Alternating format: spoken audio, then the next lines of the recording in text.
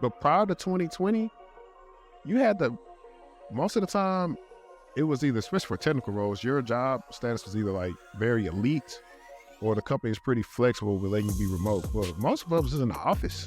Let me tell you what's happening now for the listeners.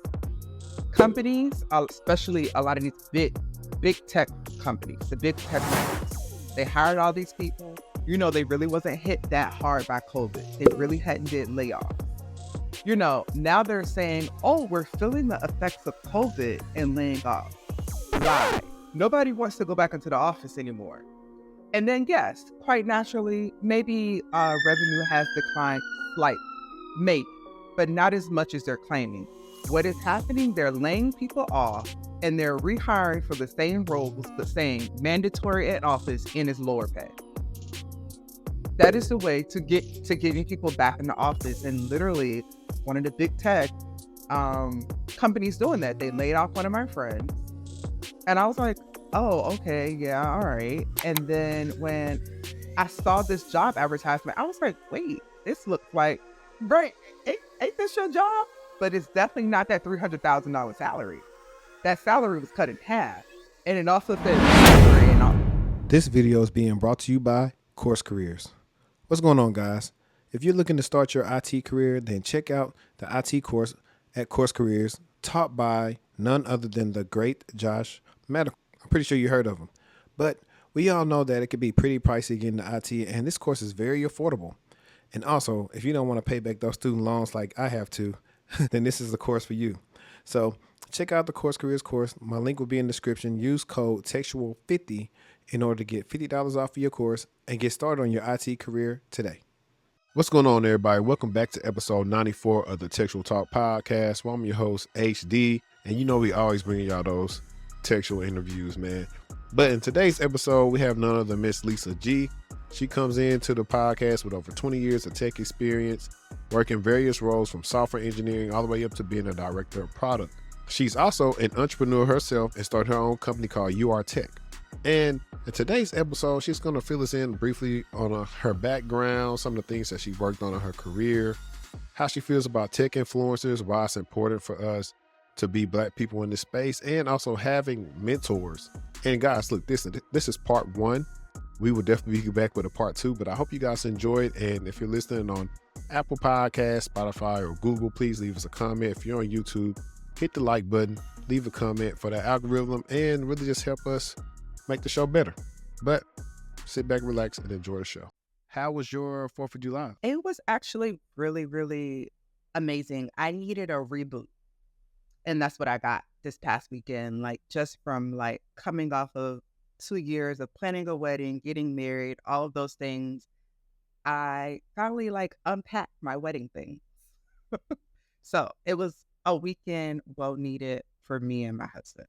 The weekend was okay, but the 4th of July, it was fun. We went over my friend's house. It kind of felt like a Sunday, in all honesty. It felt like it was a Sunday. Everybody stayed there super long, realizing, hey, some of y'all got to work the next day. I go into work at like 2 p.m. Central, so for me, it doesn't matter. I'm always up late anyway. So, but definitely it was cool. We had good food. My girls got to enjoy themselves because the last time we went over there, my oldest was walking, but then the baby girl wasn't walking, so both of them were over there walking. And luckily, we had those good old iPads over there, so that helped us out a lot. But Apology to the rescue. Right. But you know, guys, we're in for a treat today. When her and I had our intro call, I really could have just hit record then and made that the podcast episode, because we probably talked about like an hour and some change today, no lie. And I was like, oh yeah, I definitely got to have her on for sure.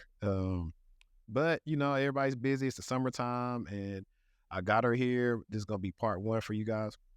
But can you introduce yourself for the listeners and for the people that are watching right now? Sure. I am Lisa G. Carroll. I've been in technology for the past 18 years, building and scaling companies and products for exponential growth. I've worked at several major media corporations. That's mainly where my background is, although I'm pretty sure we'll dive deeper into things. But I mainly work for TV and publishing companies, growing their companies from a technology standpoint. When it comes to technology, I feel like I've been there, done it all. I've been on the core technical side, and I've been on the business side, and I've been on the IT infrastructure side before too. So I'm kind of like, I hate to say this because it's like, if you're a jack of all trades, what are you a master of? But I do know what I'm a master of. But when it comes to tech, I do feel like I'm that jack of all trades, but I'm a master at building and scaling products and businesses. Product management is my sweet spot.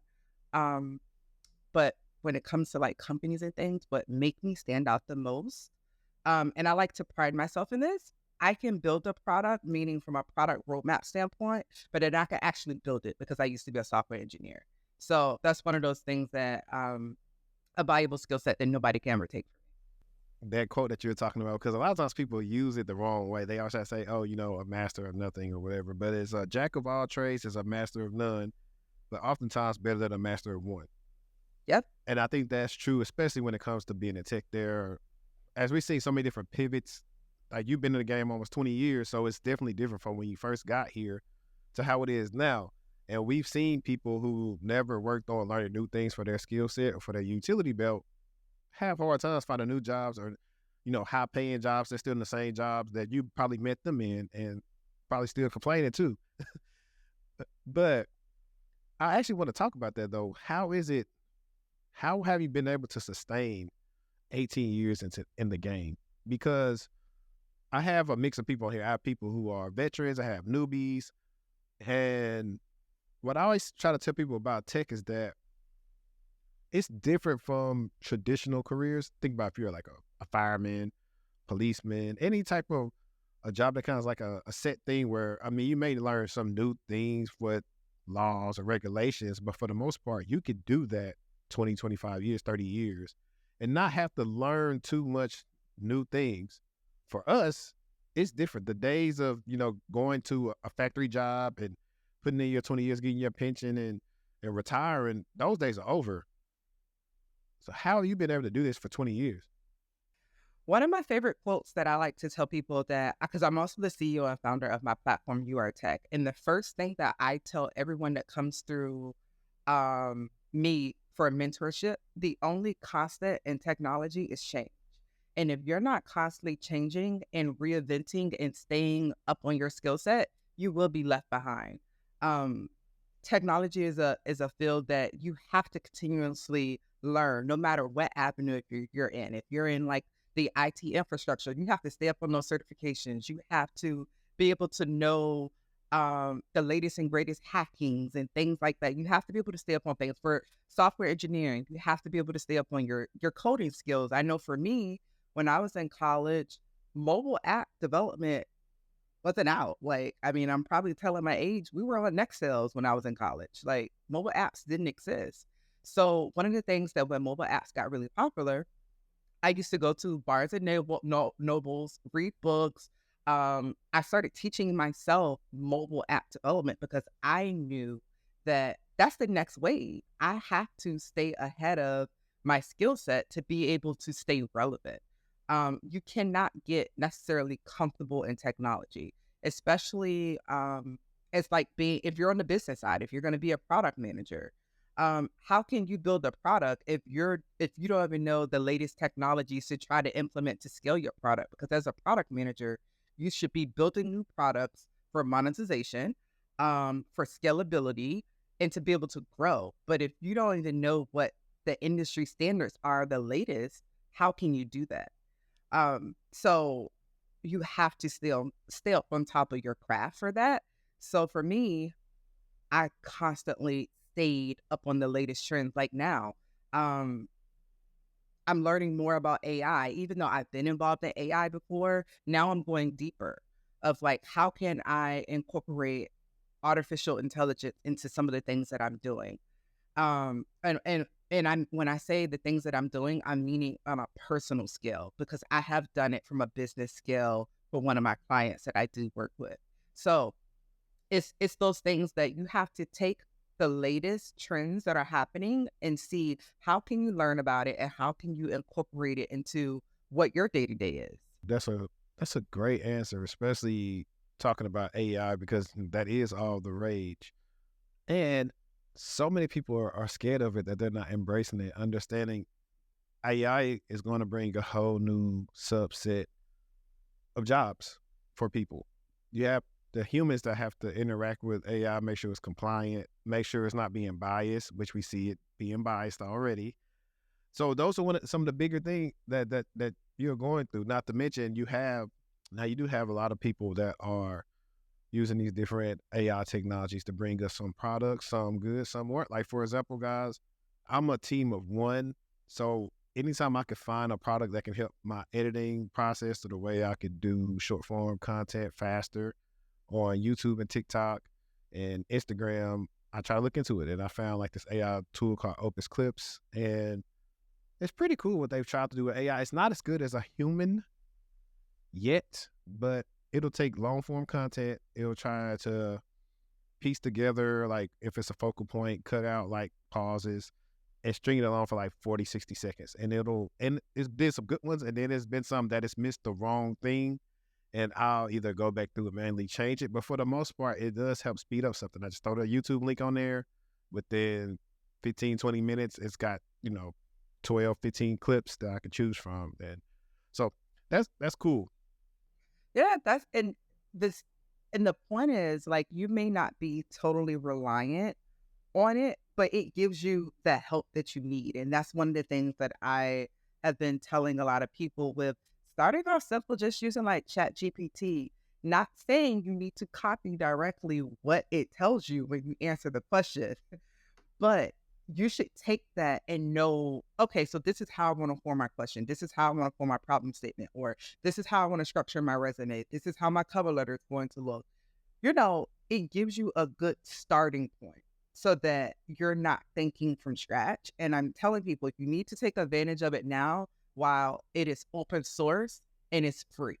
Because once these creators get things really nailed down, it's not going to be probably affordable. Like it's going to be crazy amounts of money. And for those who invest, this is the time to invest in AI. Mm-hmm. So we talked about you kind of sustaining that the 20-year tech career, and you talked about being adaptable, learning new things, and you were talking about in college you're looking at mobile app development. So now, could you tell us like what your first actual tech role was, and what did you do that, like at the role, how long you stayed there, yada yada yada. Okay, so if we're being technical, in college I used to do tech support for charter communications. But Okay. do I count that as my first tech role? I count it because in college I worked for the College of Business like IT department, so I count that. That's why I say, hey, I'm a decade in. I see stuff then. That's very true, because I know a lot about how these cable systems get over on YouTube because I used to work there. But what I consider my first real college is when I graduated college. My first real job out of college, is when I graduated college and I worked for the United States Coast Guard as a contractor, as a software engineer, building out the navigation systems in the aircraft units, in the boats, and all of the military, as far as the Coast Guard and all of their units. And then when I say units, I mean aircraft, boats, any of those things that the Coast Guard use. And I was the software engineer who built out the navigation system within that. So how does one... So let's list all the trades you have. So you start out software engineering, and what else you gotta do? Because guys, I want to let you in on a little secret. She downplayed like a lot of the things that she's done, and I know like on here she probably can't tell us that's like probably like Patreon worthy, but she's did a lot of stuff. And so I want her to kind of talk about we'll do it like this, instead of saying the next job. What was the next biggest role that kind of strayed away from software engineering that was like not a contrast, but a role that's different to where maybe isn't as technical as it was when you were doing software engineering, but yet you had to have the technical expertise in order to pull off the role? Yep. So here's the thing. I realized that I didn't like my paycheck depending off coding. Like that was like a big learning lesson for me. And I didn't know if it was because it was the government or what, because working for the government is a whole different entity, you guys, than working from the private sector. I just did not like it. I like coding on my own time. So then I decided to move into quality assurance. And I tell anybody that's trying to break into the software engineering side of technology, quality assurance is the way to go. And I think also the flip side of that is, though, quality assurance is the most underrated position in the software development lifecycle. And I hate that for us. And I say us because I still love QA. Quality assurance is one of those roles that is going to teach you about every step of the software development lifecycle. You're going to know what engineers are good, which engineers are bad. You're going to know how to project manage because you're sitting out with the project managers, writing along the steps for the project management. You're sitting along with requirements analysts, business analysts to write the requirements so that you can be able to have use cases. You are working with throughout the entire software development lifecycle. And I feel like this is like my OD to QA because it really gave me that structure of being able to put things full circle for me. Because when you're an engineer sometimes, and especially for the government, you're just writing snippets of code and you're going about your business. You don't know what happens with that code. You could really not say care less, but you're not really following that code once it's done. You're on to the next snippet of what you're writing. So with quality assurance, you are actually seeing that code being developed to it being executed and pushed out to production. So I think that is a very pivotal role. It was definitely a pivotal role for me because I was able to determine what I wanted to do next. And I still love QA. I just hate that it's not one of the highest paid, and it should be because it is an underrated position, but it's one of those positions that's going to teach you that core of do I even want to be on this track of that software development side? Where do I want to be? So after leaving software engineering, I went into that QA role.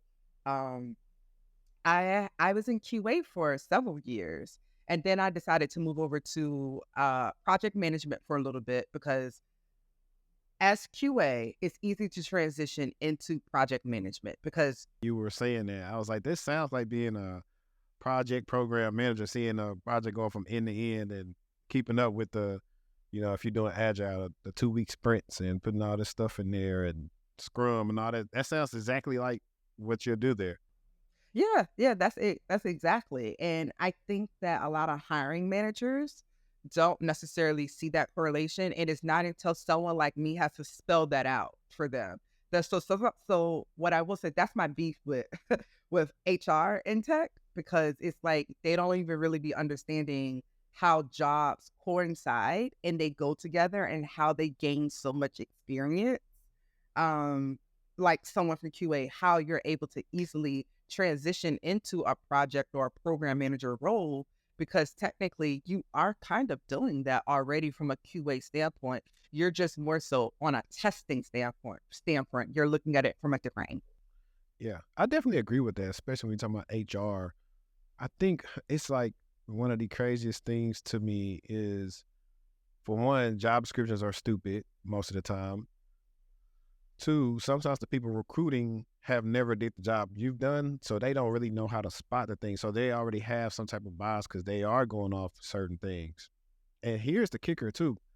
This is why I tell people, just because I have a lot of recruiter friends, and we always talk about this, how focusing too much on being ATS friendly actually may hurt you more than help you. For the fact where your resume is supposed to be telling a story, where you could break, if someone had your resume and they listed when they did the QA role, how they saw the program or the product go from start to finish in the increments and what they did, and they started using the language that a program manager used, that's going to resonate more with the person reviewing it versus if they just, some of the stupid advice some of the stupid stuff you hear people on TikTok, hey, take all the things in the job description, put it at the bottom and the lowest font in white. I swear to God, it's so stupid. People are so stupid and they tell them to do this stuff. That doesn't work. They be believing everything that these internet influencers say. And that's one of my gripes of everybody ain't out here doing these things. And what I like to tell people, because the first thing people be like, oh my God, I saw this person on TikTok. They did this, they did that. Okay, but have they done the job that you wanted to do? Because if they have not done the job you wanted them to do, why are you listening to them? Why are you even taking their advice? But yeah, we're in that age of they're like, oh my God, but they have 5 million followers and they're in tech. They're in HR and tech. And I'm not discrediting people that's in HR or like they're in a sales role in tech or they're in a diversity and inclusion role in tech. You trying to be a software engineer. Why are you listening to them? They have no solid advice for you in your career. Bingo. And that's what I do. My lane is I strictly stay in cyber. And then there's some overarching roles I help people with, whether it's like system administration or IT analyst, or if you're trying to get in GRC type of positions. Then some of the other cyber roles that I haven't done a lot of, like, if it has to do with like red team or maybe some purpose team stuff, I know enough about it where I can help you craft the resume and tell you what type of skills to work on. But stuff outside of that, like people come to me want to be project managers and stuff like that, I send them to my friend who does the same thing, but she's better than me, like she did on the scale, especially she used to work for LinkedIn. Shout out to TR. I always send them to her because like that's not what I like to do. I actually briefly at JP Morgan did some of the things you were talking about, like leading projects and doing all this other stuff, and I hated it. It was boring to me, and maybe because it was what we were doing that I didn't like doing. But to speak on the second part about people talking about stuff they never did, they do that all the time. And a person that does it comes out and tells you, hey, this person is wrong, you're labeled a hater because you're speaking facts. It never fails. Someone sent me a video the other day of a prominent, he's, I mean, I give credit where it's due. I think he knows his stuff when he's in his lane, but when he's out of it, he's probably going to crash.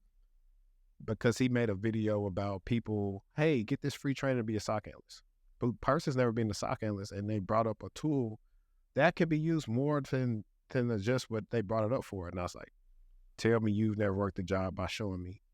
And letting nice people know, hey, yeah, just get this training right here. It's free, not knowing that training didn't show you how to be a SOC analyst. It literally just shows you the inner workings of Splunk, which is cool, but it's a foundational, just letting you know how to use it. But just that alone is not going to lead you to it. And so it's just like all those things you deal with, and me being the person that probably has made, I guess you probably say I maybe made some enemies just because I speak the truth and maybe it could possibly affect people's money, but I don't care because I only typically talk about the people that look like us, like because, hey, most people that's going to support you look like us. So if I feel like they're getting a raw deal, why wouldn't I say something? And I feel like that is so true. And there has been situations where I've been asked to speak at certain events and different things, and they're like, well, why would you support people that look like you, blah, blah, blah, blah. And it's like, it's a little bit deeper than that for me because I take my craft very seriously. And it's like, I've put in the years, I put in the work. So no, I don't want to sit on the stage with somebody who really aren't this tech influencer like they say. They just get on the internet and recommend these free courses. They have not held any of the roles that I've held. They have not built not one thing. And I know sometimes I can be like a little biased, but it's like, no, like I can really build shit. And it's like, yeah, why do I think that they should be able to sit on the stage with me on a panel and talk? Like, nah, this isn't for me. And they're like, oh, but this is the bigger picture. Like, you should be able to get on the stage and just support this event because it's blah, blah, blah. No, it's all about, are the people that's on the stage with me matching my capabilities, my qualifications, the same realm of work that I do? I do not care about their social media following. Like, I don't come from that era. So I don't care nothing about it. So sometimes it's a little bit deeper than just supporting people who look like you. It's like, but are these people speaking facts? Yeah, most definitely. Like, I don't mind, like, it's not some facts in between, but it's a whole bunch of mess, But every time I think, because the funny thing is like the people like me will have the slow, but it's more organic. It's not, you can't go through my 3 years of content and find out something I just told you for you to click on it. And that's why people start coming back and say, yeah, I respect that you'll tell me straight up in the consultation, no, that's not it. Or your skills right now are not going to get you there. People tell me that all the time. They respect that. They come in and tell me that, and that's what makes me keep doing the honest stuff as well. Just because I can go sleep good at night knowing I didn't tell you, hey, yeah, sign up right here, boom. pay me this, $1,000 and in 3 months you're gonna be doing something. No, I could sleep good knowing that I don't do that. Right. Yeah, because one thing we will do too is call people out. Oh yeah, I do it all the time. All the time. Yeah. I can't remember the name of the platform, but this was like maybe like a couple of months ago. They were calling out this woman of color about her platform, and like she helps you get a job in tech, helps you get this transition into the job of your dreams. In all honesty, she wasn't doing anything but like pulling stuff from Google from their free certification courses. And everybody was asking my thoughts on it. And I was just like, well, this is a prime example that I've been telling y'all. Stop listening to people because they have a huge following. Like, do your due diligence, do your research. So it's like, no, I don't feel bad for the people who got hustled because people should research. Well, I would say it's being a little closer to that situation. I would say it's somewhat a little nuanced, right? Because there were people who came out of those programs who were able to do stuff. So I guess they were more so the exception to the rule. But I also do think a lot of those people didn't do their due diligence. Like even now, I've sounded alarm and told people, hey, if somebody's saying and you can go from no experience and in 3 months make $120K, that's impossible to go against, a person like me with like 10 years and your 0 years. You think that 3 months go up against my 10 years? No. But that's what people are not factoring in because it sounds so good to be true. These people are desperate. These people are giving their last, because they want to go have a nice house. They want to drive a nice car. They want to work remote. They want to go. This is what we're really talking about, the influencers, which I don't mind the influencers doing it, but I respect the influencers who've been doing it for a while to say, they come out and say, listen, I know y'all see me doing all this fly stuff, but I've been doing this for like 10 years. I didn't come in like 2 years and say, oh, I did this and now you can go do all these different things, because what we saw was an influx of that content over the last kind of 3 years. And then some of the people that stopped. One, people that got fired. Two, a lot of those big companies overhired some people. They didn't really have real skill sets. So they went to big companies where they weren't learning anything. So now it's harder for them to get something else. It's a lot of different things that went into it. And that's because, they probably felt like they was led astray, which you were.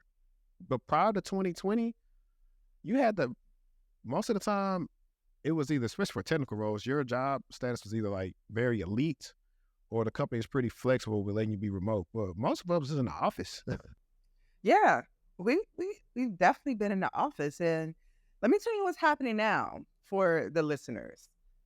Companies, especially a lot of these big companies, especially a lot of these big tech companies, the big tech ones, they hired all these people. They really wasn't hit that hard by COVID. They really hadn't did layoffs. Now they're saying, oh, we're feeling the effects of COVID and laying off. Lies. Let me tell you what's happening. Nobody wants to go back into the office anymore. And then, yes, quite naturally, maybe revenue has declined slightly, maybe, but not as much as they're claiming. What is happening, they're laying people off and they're rehiring for the same roles, but saying mandatory at office and is lower pay. That is the way to get to getting people back in the office. And literally, I just saw one of the big tech companies doing that. They laid off one of my friends, and I was like, "Oh, okay, yeah, all right." And then when I saw this job advertisement, I was like, "Wait, this looks like right? Ain't this your job?" But it's definitely not that $300,000 salary. That salary was cut in half. And it also said mandatory in office. Yeah, nah, you're not making me mandatory come in and you're going to pay me lower. I'm sorry. But that's also because I've gotten to the point where what you want to pay, somebody will pay. Now, the beggars can't be choosers. I tell like my new clients, I was like, hey, listen, I'm seeing less and less remote security roles.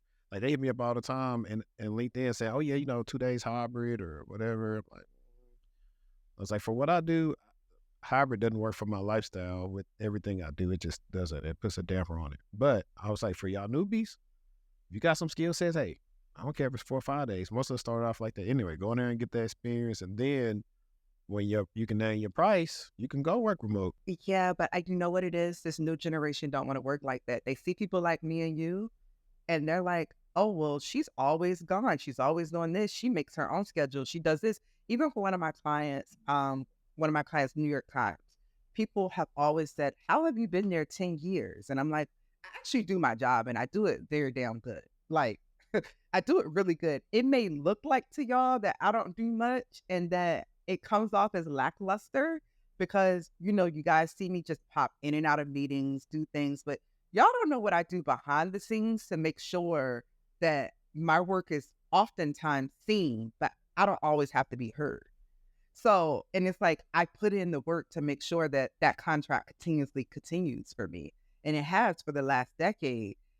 But people see that and they just run with that and think that they can come in and call shots just like me. And it's like, wait, no, you can't do that. You have to put in that work first. Definitely. And speaking of that, I had one of the questions I had on here was about you talking maybe at a high level, some of the things that you worked on, right? Well, no, before that, one of the other questions I had down there is about you went from software engineering to quality assurance. Did you get paid more doing software engineering or was it more doing quality assurance? Ooh, so when I first left software engineering, I was getting paid less for quality assurance. But that's how much I hated working with the government, that sometimes you make those sacrifices.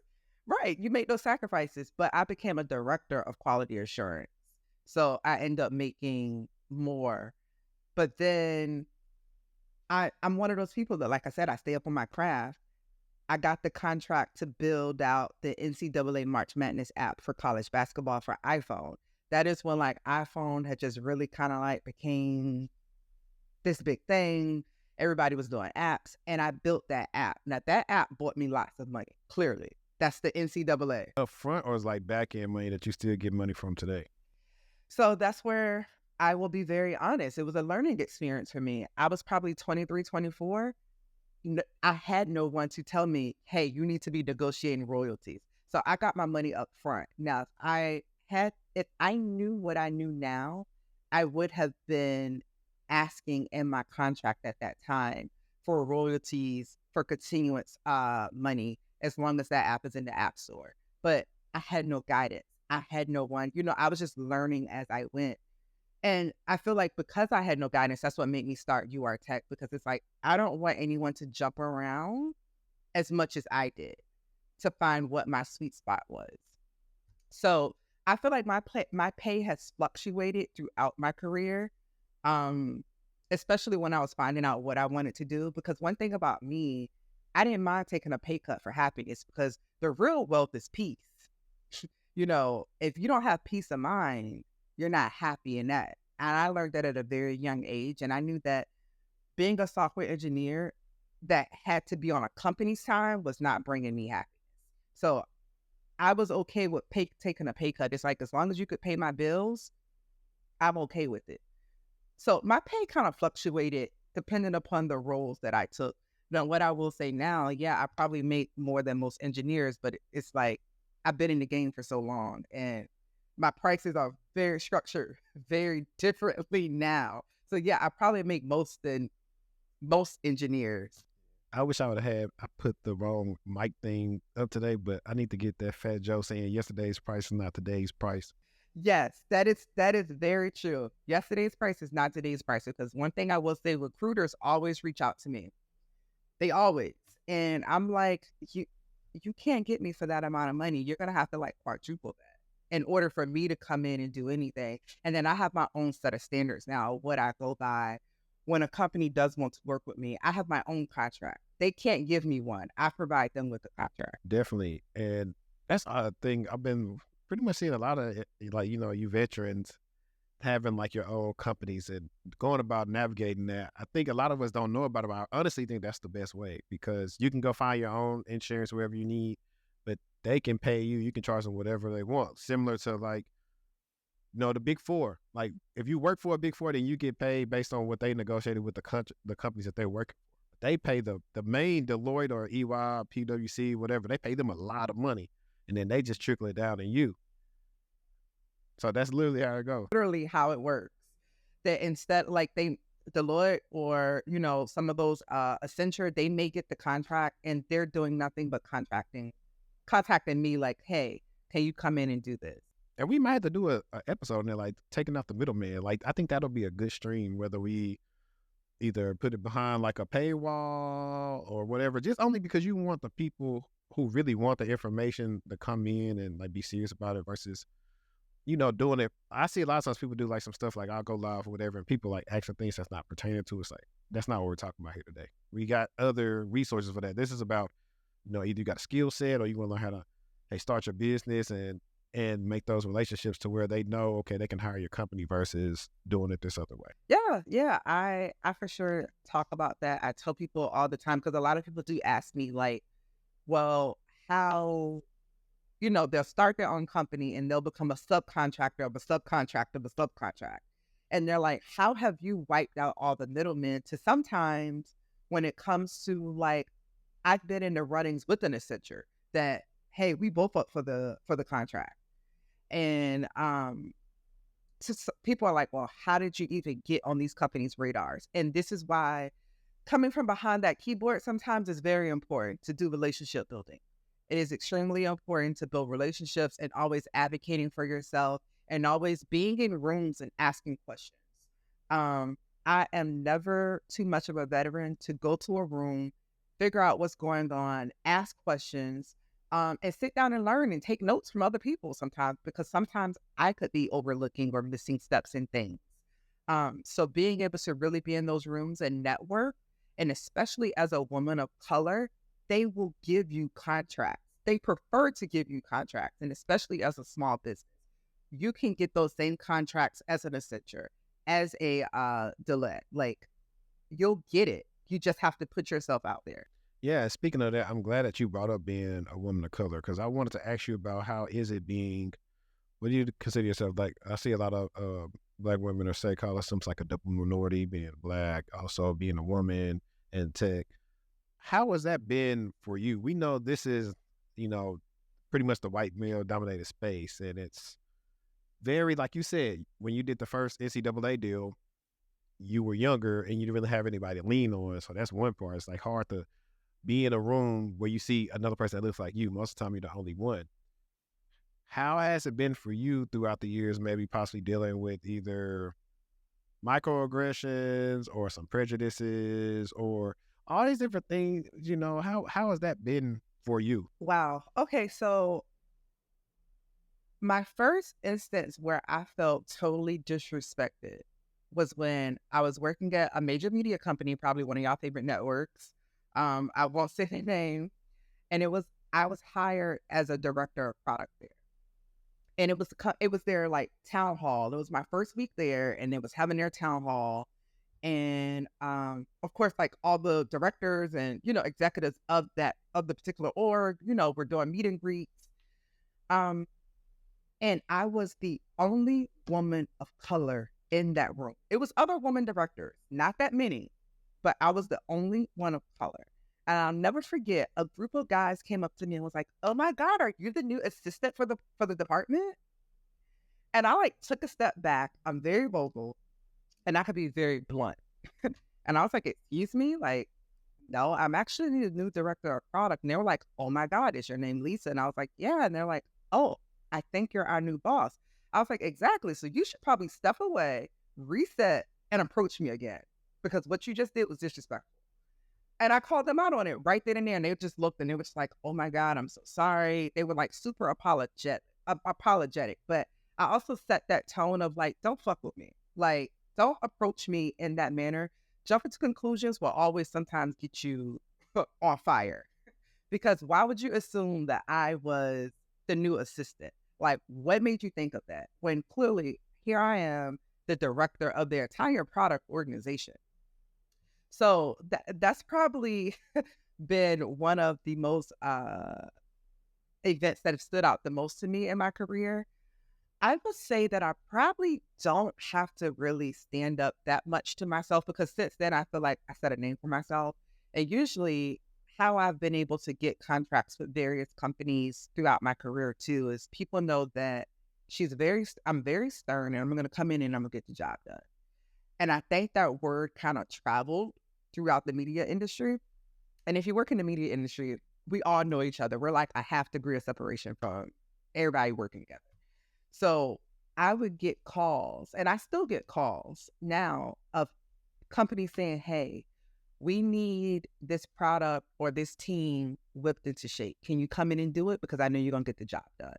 So I like to say that I've set a precedence for myself that they know that I'm going to get my work done, and I'm going to be able to conquer whatever task they is that they're hiring me for.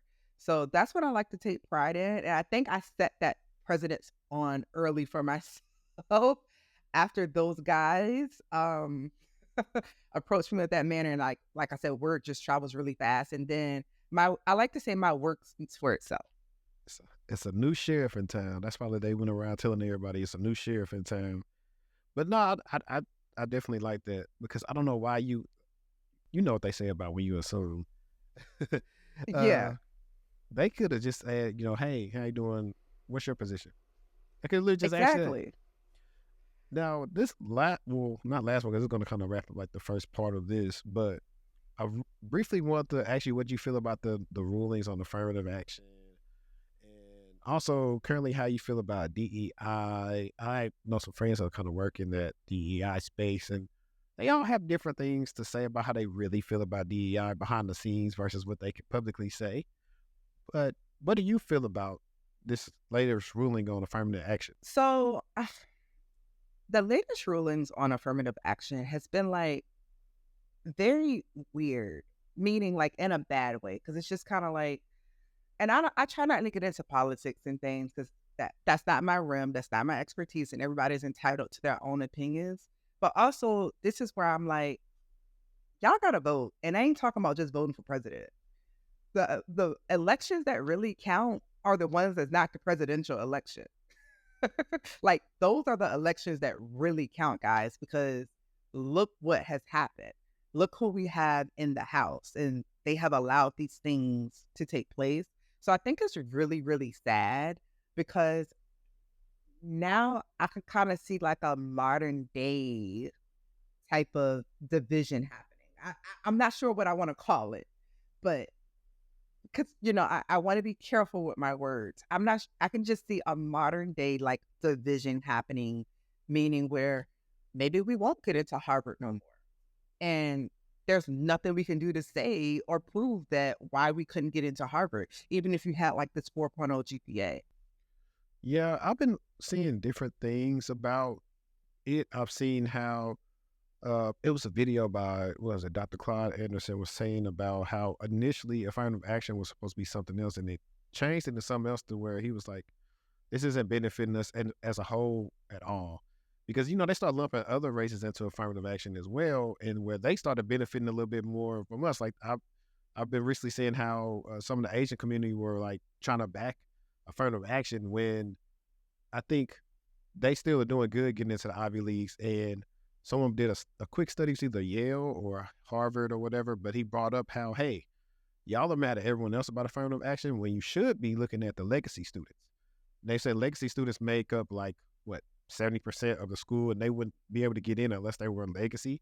So y'all should be upset at that, not at the affirmative action that's like where these people are, a lot of times coming from bad, circumstances and making it. That's really what it was. Like, and these people were always the top of the top. And if they want to talk about affirmative action, let's talk about how for regular jobs, skin folk got to be twice as good anyway. I don't have any proof of this, but I feel like for sure early on in my career, I feel like I was that token. I crossed off multiple boxes for you guys. Yeah, I think that happens a lot. I know behind the scenes we ask like what they want their quota to be. I see that a lot, because even for me, like I always was trying to get like a Black woman on my team, especially like when I was doing like security stuff or just women in general. I don't like, it's cool working with all men, but what are we doing here? Why don't we have any women on the team? And then like even currently right now on my team, why is only just one woman? Yeah, but you know what it is?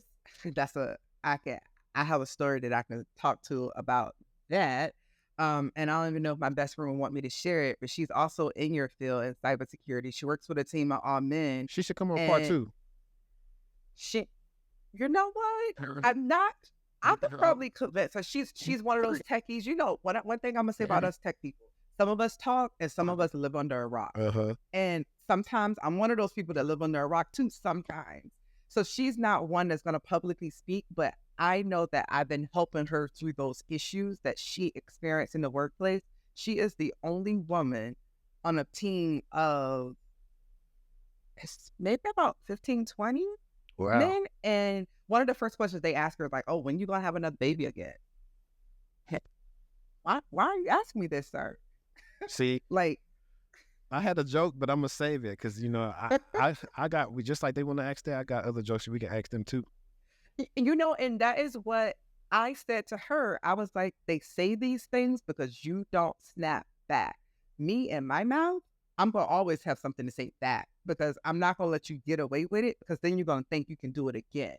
But it's the microaggressions that she feel that she probably wouldn't even go to another, like, I don't know what her plans are as far as for like her next career, because her next role in her career, because of the microaggressions that she's felt at this company, which is really sad because I'm like, oh my God, I've never really dealt with those microaggressions once and I put them in their place and that was it. Whether it's done behind my back or not, I don't know. It's not in my face, but it's like it's blatantly done in her face. But I would be willing to ask her because now she's about to get those microaggressions even harder because now she is pregnant again. Oh yeah. Yeah, I definitely, that would be cool because like I said, I've seen firsthand, like my company, but 3 companies ago with one of my coworkers. She was like one of the few Black women that worked with us. And I would see the microaggressions that one of the guys on her team would do to her for us, not giving her access, not listening to her when they're speaking up or not advocating for her like she should, knowing I knew that she was like a great employee or making her the fall person on things that were not her fault. Like, it was a lot of, so she worked with us, but she wasn't directly on my team. But I would always say, hey, speak up for her when I could, if it was like a thing that referenced everybody. But I think those are those things too. It's like, you either gonna, unfortunately, either have to adopt the masculine principles and just tell people they can't mess with you, because a lot of women by nature are not, very confrontational, especially when it comes to men, like in the workplace, because a lot of them are scared. A lot of them may think they may get fired. And it's just one of the reasons why you tend to see a lot of women. And this is another thing too, I'll kind of dispel. It's not a myth, but it's like 50-50. A lot of Black women, well, women in general, don't negotiate their salary. Oh, I'm a negotiator all the way. Yeah, I'm gonna push you to the limit. I know people like you and this other women in this industry I came across. They gonna negotiate, but a lot of them won't. Yeah. They don't be scared. And I was like, nah, get your money. They was waiting on you to negotiate. Right, because my thing is, unless it's like a super startup, they may not have budget like that. But when a company that's known come to you with a number, believe me, that is not their final number. That is their lowest offer. There's usually always a $10,000 to $15,000 range that you can work around with. And one thing, my mantra has always been when people are like, oh my God, you find yourself in these situations. For me, because people know I speak up, I find myself having to speak up for everybody, especially in several companies that I've worked at. People who are not even in my department, not even in tech, have come to me and be like, oh my God, this is happening. Can you speak up? Blah, blah, blah, blah. And I feel like I've taken on that role of being an advocator. But people have to learn to speak up for themselves. And for the ones that are in tech, people always say, how do you do it? And this is my mantra. I'm in tech. I'm going to always have a job. What is there for me to be afraid of? That does. I'm in tech. I'm going to always have a job. Like, what is my fear? I can get laid off today, and by next week, I will have another job. Hey, you right on that. But guys, look, this has been part 1. We got part 2 coming. Part 2 may be live, so we can actually interact with some of you all. I don't know when it'll be. She's very busy. So whenever she gets back with me, we could probably definitely do a live stream and really just do part 2. Or I don't know, it might just, I like this vibe. It's like calm, the kids are gone, this is perfect. We might just do part 2 whenever, and then definitely we'll add some more stuff in, because I'm pretty sure more things will happen within that time that I can add to some of these questions that I had that I didn't really want to get into, because I didn't want to draw us into past, the time that you had with us today.